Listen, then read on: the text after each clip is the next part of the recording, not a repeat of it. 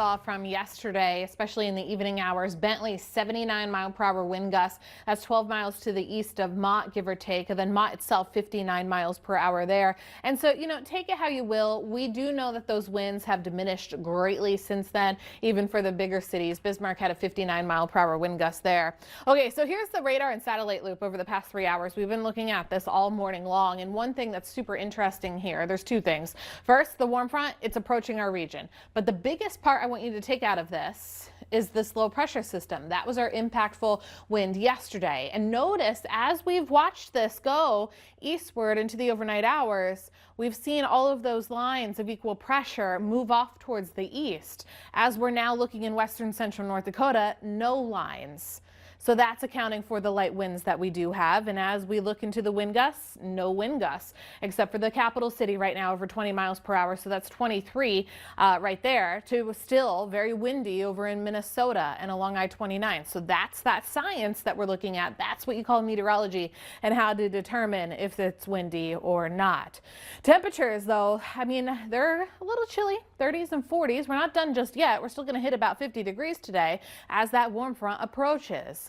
Also, to put a cap on the October rainfall here that we've seen, we got about 9/100ths in the capital city yesterday, and so we're more than doubling to some extent or around there for the amount of rainfall that we're seeing for this month of October. So some very impressive moisture amounts that we've been seeing. So really, all of western central North Dakota is deemed to be in abundance by 150 to 200%. So there's that doubling number. Where we're not seeing that is in the Jamestown area. But we don't really have much rain in our forecast moving forward. Instead, it's that warm front accounting for our temperatures this afternoon in the 50s. Tonight, that high that we were talking about yesterday, equaling the stronger winds, well, that draws in some cooler air. So into the 20s and 30s we go. No big surprises, because that's actually where we should be for this time of year. We keep then going into our Wednesday afternoon, upper 50s. No wind, no complaints, right? As soon as we go into the wind gusts, here it is on the lighter side. Even today, about 20 miles per hour, that's it. Same thing for tomorrow. If not lighter, then we're hanging right on to that same thing for our Thursday. But we talk about that 10-day temperature trend. We're easing in a nice ridge. That is why we're building our temperatures right into that Saturday time frame.